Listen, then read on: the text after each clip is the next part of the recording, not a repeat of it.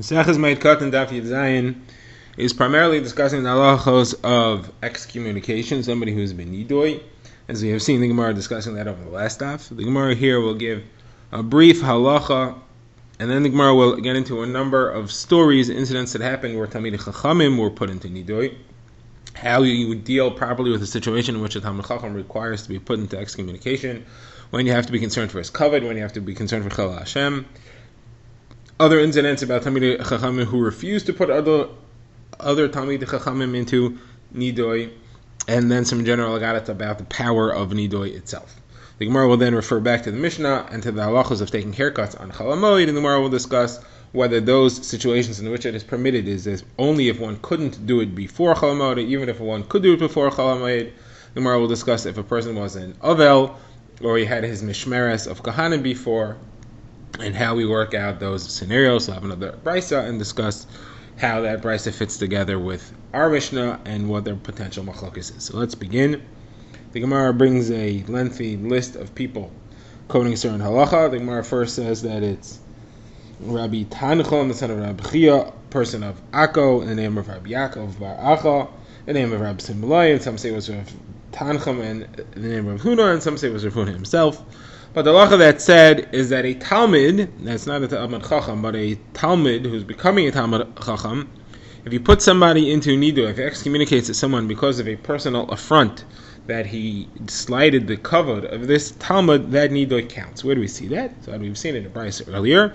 The halacha is that a Talmud puts somebody into nidui, his own Rebbe does not have to abide by it, but the clear implication is that other people do have to abide by that. Now, that nidui must be referring to where it was a personal insult that he suffered from the person he's putting into nidui. It cannot be that he was mecharif or that he offended the honor of a Torah or a Kadosh Baruch Hu in general, because then there wouldn't be any discussion as to whether the nidui counts or not. It would be clear that nidui has to count. The Gemara quotes on that the pasuk in Chachma vein Tuna vein Eitza, the Negad Hashem. There's no wisdom, there's no strategy, and there's no advice that can go against Hashem.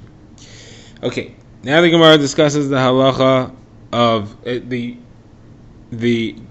Gemara briefly mentions the halacha that a Talmid Chacham is allowed to take the law into his own hands when he knows that he's right, and if he's been attacked by someone, or if he's owed something by someone, he's allowed to collect it with his own. He's allowed to judge the case for himself and to take what is rightfully his. Now the Gemara discusses a number of stories. So the Gemara says there was one Tzurva Mirabanan, there was a young Talmid Chacham, that there was rumors being spread about him that he had been involved in illicit relations, and Rabbi Yehuda, who was Talmid Chacham at the time, found out about it, and he was discussing what should we do with this case. If we put him into Chayim, it's going to be a problem because the other Talmid Chachamim need to talk with him in learning. He's a big Talmid Chacham. On the other hand, if you don't put him into Chayim, it's going to be a Chil Hashem. So they went and asked Rabbi Bar Chana, what should we do? And Rabbi Bar Chana answered, don't you know that you're not allowed to learn Torah from somebody who is not a pure person? Like it says, Kisif Seiko and Yishmu Das V'Torah Yivak Shem Piyu, from which we have a drasha, as it ends off, Kimal Hashem Tzavaka is who, because he is an angel of Hashem, meaning that you should learn Torah from a Talmid Chacham if he is like a Malach Hashem. If the Rebbe has the purity and the stature of appearing like a Malach Hashem, you should request Torah from his mouth, otherwise you should not. So we shouldn't be learning from this person in any way, and therefore there's no problem to put him in the Chayim. So Rabbi Yehuda went, and he put him in the Chayim, and Rabbi Yehuda got sick, and all the Talmidei Chachamim came to visit him, including this person who was in the Chayim. And when Rabbi Yehuda saw him there, he left. So the fellow said, it's not enough that you put me in the Chayim, you also have to laugh at me. He said, I'm not laughing at you. I'm appreciating the fact that when I get up to Shemayim, I will be able to say that I did not bend before anyone. I did the right thing. I did not do Chanifa. I didn't try to flatter anyone, even a great, powerful person like you. I did the right thing. Now, then Rabbi Yehuda passed away. And this Talmud Chacham, who was in Cherem, because of him, came to the Beis Medrash and he said, somebody take off my Cherem now. Rabbi Yehuda, who put it on, is not here. He can't be matir. Can somebody please remove this Cherem? So the Talmid Chachamim there said, there's no one here who's on the level of Rabbi Yehuda, therefore he can't take off his Cherem. However, you could go travel to Rabbi Yehuda Nisiya, who was the Nasi, grandson of Rabbi Yehuda HaNasi. And he's on the level, he can take off this Cherem if he so agrees. So he went, and Rabbi Yehuda Nisiya asked Rav Ami to look into the matter. And Rav Ami went and he discussed it with the other Talmidei Chachamim in the Beis Medrash, and they decided that there is grounds to remove the Cherem. And they were about to remove the Cherem, and Rav Shmuel Bar Nachman stood up on his feet and he said, you cannot deal so lightly with the Cherem that was imposed by Rabbi Yehuda. He said, don't you know the incident with the servant in the house of Rabbi? That was the grandfather of Rabbi Yehuda Nisiya. And he was there. Rabbi Shmuel Bar Nachman at the time was very old. He said that when he was around, when a person was put into Cherem by the maidservant in the house of Rabbi, and other Talmidei Chachamim did not want to release him for 3 years, so it was not to take the Cherem lightly. The Gemara will quote that incident more in detail later. So therefore he said, Rabbi Yehuda, who put this person into Cherem, you can't just go release him right away. It has to stick around for a while. Now Rabbi Zera commented, he said, Rabbi Shmuel Bar Nachmani is an old man. He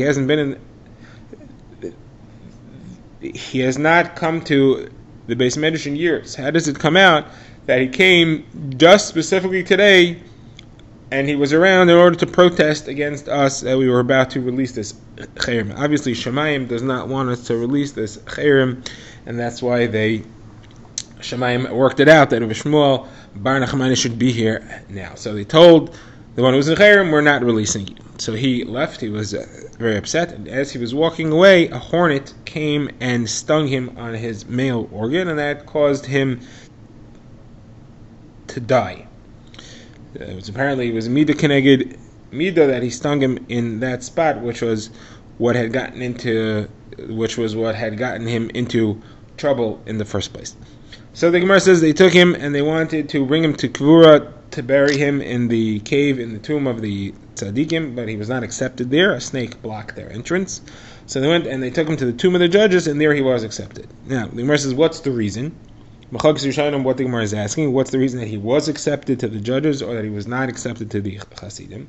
But the Gemara says the reason is because he did like Rabbi Eloi, who says that when a Talmid Chacham sees that the Yetzer Hara is overpowering him, he should not just do the Avera, he should go put on dark clothing and wrap himself in black clothing, and then he should travel somewhere else to a place that they don't recognize him, and then over there he can do the Avera in order that he should not be Machal Shem Shemayim in public. He should not make a Chilul Hashem. Now, the question is, did this person do that, or did this person not do that, and is that a reason that he was accepted to the tomb of the judges, or is this the reason he was not accepted to the tomb of the Hasidim? Now, it's clear, though, that the Mefarshim explained that Rabbi Eloi was not saying that a person is allowed to do Averos as long as he wears the right clothing, and he's careful not to make a Chilul Hashem. What Rabbi Eloi was saying is this will help you deflate the Yetzer Hara. You can push it off and say, okay, I'll do it just soon, instead of fighting it head on. I just have to go take care of this, and in the meantime, the Yetzer Hara will hopefully dissipate, and you'll be able to resolve without violating it at all. And what was the story with Rebbe's maidservant? So the Gemara says she saw somebody hitting his adult son, and she yelled at him that he's in Cherem because he's violating Lifnei Iber L'Siton, and Michshol is creating a situation where the son will have to hit him back, or he'll be very strongly motivated to hit him back, and of course that's a very tremendous issue for the son to hit his father, and the father therefore is violating Lifnei Iber L'Siton, and Michshol causing somebody else to do an Avera. The Gemara quotes a brisa that says Lifnei Iber L'Siton, and Michshol is actually referring to this, to somebody who strikes his adult son. Okay, there's another story. Rish Lakish was guarding an orchard, and he saw somebody that came who was stealing figs from the orchard. He was eating them, so he started shouting at him. So the person didn't care. He just continued doing what he was doing. So Rish Lakish yelled at him, and he said, that individual, meaning this guy, is in Cherem. He's excommunicated. So that guy turned to him now. This time he heard him, and he said, no, you're in Cherem, because you put me in Cherem inappropriately. If I stole from you, so I owe you money, but you can't put me in Cherem for that, Just because I stole something, you have to first take me to court and see. You have to follow due process. You can't just slap me into chayrim, and therefore you put me in chayrim illegally. And the halach is that somebody who puts someone in chayrim illegally, he himself is in chayrim. So the Gemara says Rish Lakish went to the Beis Medrash to find out what is actually the halacha, and they told him he's right. He's not in chayrim because you did not appropriately put him in chayrim. He didn't follow the procedures, but you are in chayrim because he put you in chayrim. He did follow that procedure. You try to put him in a chayrim, you yourself are in chayrim. The Gemara says, he said, okay, so how am I going to get out of this? So they said, you have to go find him. I have to ask him to release you from the chayrim that he put you into. He said, I don't know who he is. I said, well, then you have to go to the Nasi, because the halacha is that if somebody's put into chayrim by somebody who doesn't know who, we go to the Nasi, the leader, and he is able to release that chayrim. Okay, now I'm going to bring some more halachas. Some Rav says in Usha Demina Tekana, that is the head of the Beis Din, head of the Sanhedrin. It doesn't have error. They don't put him in the chayrim right away. They tell him in a respectful way, go put yourself in the chayrim. They say, keep your covered and go sit at home. However, if he did the avera twice, now we have machlokes. Rav Huna says you do put him in the chayrim because now it's public knowledge and it's a chalal Hashem if we don't do something about it. And Rish Lakish says no, you still don't put him in the chayrim because you do not make a public display of discipline against Talmidei Chachamim, like it says in the pasuk in Hoishev Chashalta Yom V'Chashal Gam Navi Imcha, that if an avera happens with the leader, Laila. So then you make it like night. You keep it under covers. You cover it up. You don't make it into a public display. You cover it up like nighttime. The Gemara says. All right, now the Gemara has another incident. Mar Zutra. The Gemara says whenever he had to put a Talmid Chacham into chayrim, he would put himself into chayrim first, and then he would go put that person into chayrim. And then every evening he would release himself from chayrim, and then he would go release that person from the chayrim. He had to obviously be out of chayrim first, otherwise he didn't have the power to take that person out of chayrim. And the Gemara explains that the Talmid Chacham could put himself into and out of chayrim. He does have that right to be able to do that. Now the Gemara says that Rav Papa said, I never put anybody into chayrim in my life, any Talmidei Chachamim into chayrim, and therefore I'm going to get Gan Eden for that. What did he do when there was a Talmid Chacham that required a disciplinary action? He did like they do in Mayrava in the West and in Eretz Yisrael. They prefer to give Malkus rather than put a Talmid Chacham into chayrim. Now the Gemara wants to know, what is the word Shamsa? Shamsa is an Aramaic term for chayrim, for excommunication. So Gemara says, what is the word from? There's two explanations. Rav says it's Sham Misa, that's like the death, and Shmuel says it's Shemama Tihi. It's that it should be desolation. It should be left empty and barren of inhabitants. They'll be left all alone. Now the Gemara notes that putting someone in chayrim is a very powerful tool, and it works like the oil on the oven, that if you smear the inside of an oven with fats and you fire the oven, it seeps in even long after it's gone. It'll still have an effect on it. And chayrim also has a lasting effect even after the person is removed from chayrim. The Rish Lakish disagrees with that. Rish Lakish says that it goes on, and once it's taken off, it's gone. It's not around anymore. How does he see that? So he quotes Psukim. It says that chayrim has an effect on all 248 limbs of the body, like the fact that it is gematria. The word chayrim is gematria 248. He quotes the pasuk v'ha'isa ha'ir chayrim, the city will be excommunicated. And the Gemara says, though, when you take it out, so it says, Baroges, Rachem, Tiskar, and your anger. Remember, mercy, Rachem, is the same letters, and therefore it's the same gematria, also 248, and it comes out of the anger when the anger ends, and therefore it removes the entire chayrim altogether. Alright, now, the Gemara quotes that Rabbi Yosef says that you can put even a little thing like the tail of a dog into chayrim, and it'll have a tremendous effect. The Gemara quotes a story where there was a dog who was eating the shoes of the Talmidei Chachamim, and they couldn't figure out what was happening to their shoes, so they just said, whatever is destroying the shoes should put in the chayrim, and the dog's tail caught fire.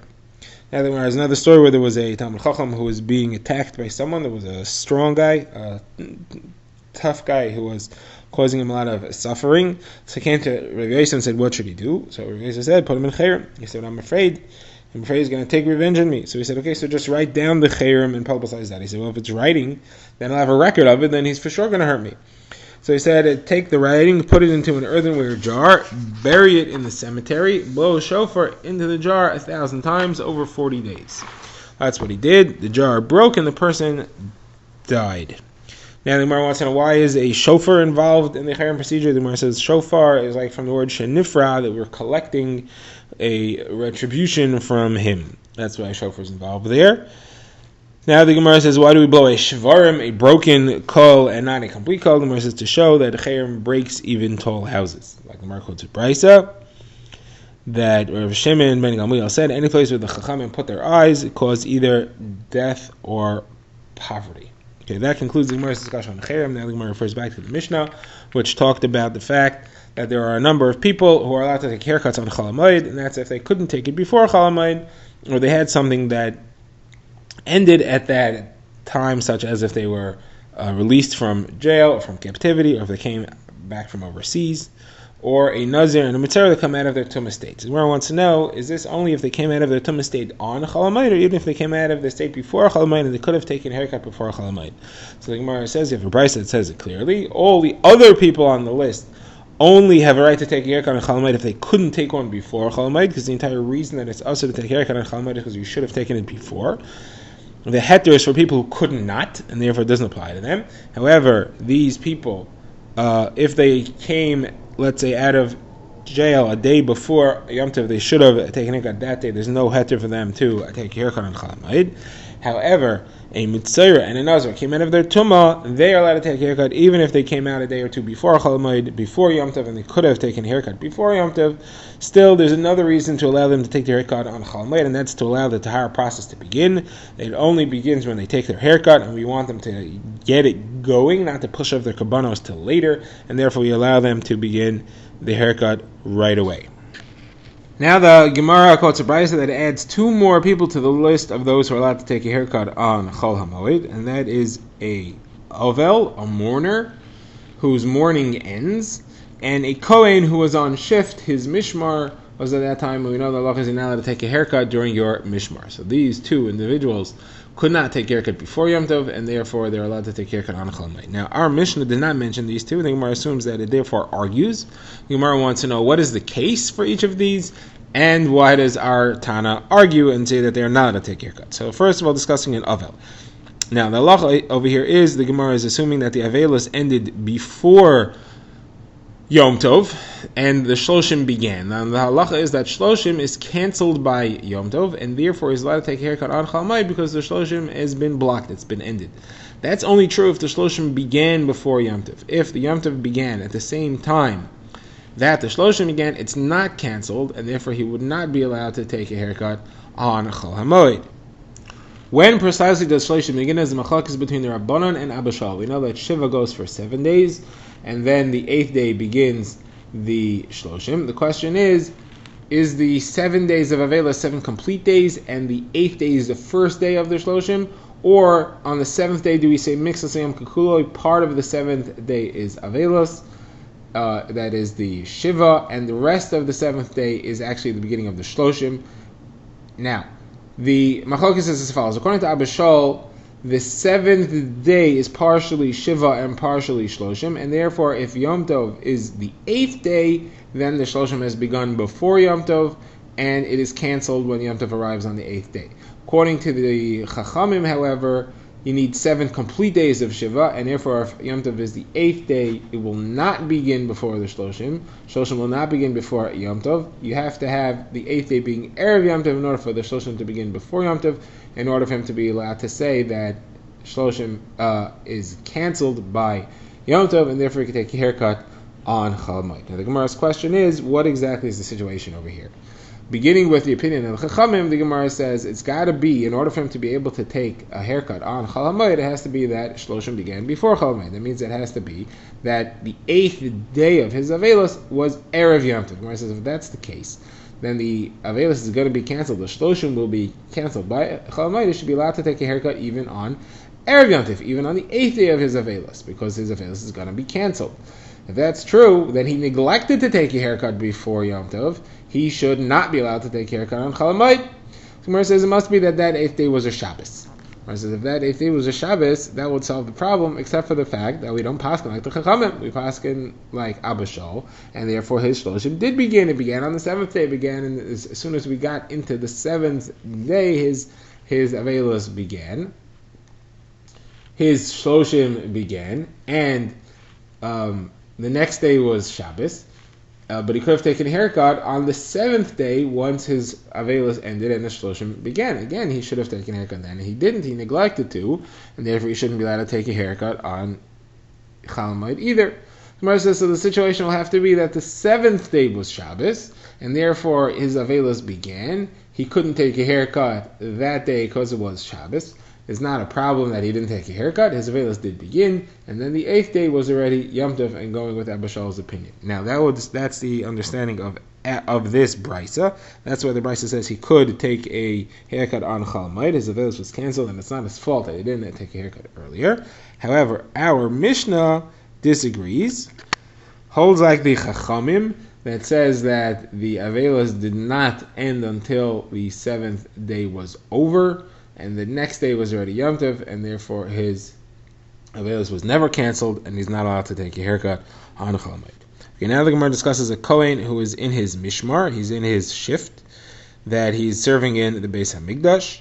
Now, he was not allowed to take a haircut during his entire shift, and therefore he should be allowed to take it on Chol Moed. That's what the Brisa says. Our Mishnah disagrees. Now, the Gemara wants to know what exactly is the day that his shift ended. The shift always ends on a Shabbos. So, if the day that the shift ended was Erev Yom Tov, then he still could have taken a haircut, because Allah has you allowed to take a haircut on Thursday or Friday of your shift. So you should have taken a shift before. So it's got to be that the shift ended on Yom Tov itself, that Shabbos was on Yom Tov. He could not take a haircut on Thursday or Friday, because Thursday or Friday was already Yom Tov. Now the Gemara says, now what is a machlokes? What is a machlokes is the fact that every Kohen is on shift on Yom Tov itself. There are no shifts on Chol Moed, on Sukkot, or on Pesach. Every Kohen is on duty during that time. So according to the Tana, he holds that is the Tana of our Mishnah holds that therefore he's on a long continued shift. His shift goes into the Yom Tov shift, and he's on shift for both of them, and therefore couldn't take a haircut on any of those days, and he's not taking a haircut on Chol Moed either. The Tana of the Brisa says no, his shift is not the same as the public general shift for everyone, therefore his shift ended. He couldn't take a haircut before Chol Moed, and he's allowed to take a haircut on Chol Moed itself. Alright, now the Gemara compares the halachos of Avelis to the halachos of Chol Moed. Or quite a brisa that says anyone who's allowed to take a haircut on Chol Moed is allowed to take a haircut while he's in Avel, because he couldn't take a haircut before. The Gemara quotes a brisa that says that it's usher to take a haircut while he's in Avel, even if he could take a haircut on Chol Moed. So the Gemara says the difference between the two is talking about an Avel who had 2 periods of Avelis in a row. He lost his father and his mother one right after the other. He has 14 days of consecutive Avelis, and therefore he's allowed to take a haircut. Where it says, well, if that's the case, then he's allowed to take a haircut, even if he doesn't have a special reason, even if he wasn't one of these people that's listed in the Mishnah as being allowed to take a haircut on a Chol Moed, because we have a price that says that somebody who has 2 Avelis in a row, and his hair gets very large and heavy, he's allowed to cut it off with a razor, he's allowed to wash his clothing with water. Where it says no, so there's 3 levels here. That's with a shinui. With a razor and with water without soap is a shinui. If, however, he's one of those people who could not take a haircut for whatever reason beforehand, then and he's allowed to take a haircut on Chol Moed, then if he has 2 Avelis in a row, he's allowed to take a haircut without any shinui, and therefore you have different halachas there. Okay, now the Gemara discusses cutting nails. So the Gemara says that it's a machlokes Rav Yehuda and Rav Yosi, if you're allowed to cut nails on Chol Moed, if you're allowed to cut nails during the period of mourning. Rav Yehuda says that it's asur, Rav Yosi says that it's permitted. What's the halacha? So Ula says the halacha is like Rav Yehuda about Avelis that it's asur, and the halacha is like Rav Yosi about Chol Moed that it's permitted. Shmuel says no, the halacha is like Rav Yosi in both cases. I agree with you that the halacha is like Rav Yosi on Chol Moed, and I disagree about Avelis because I hold that we always go leniently in all of Hilchos Avelis, and therefore we'll go leniently like Rabbi Yosi, not strict like Rabbi Yehuda.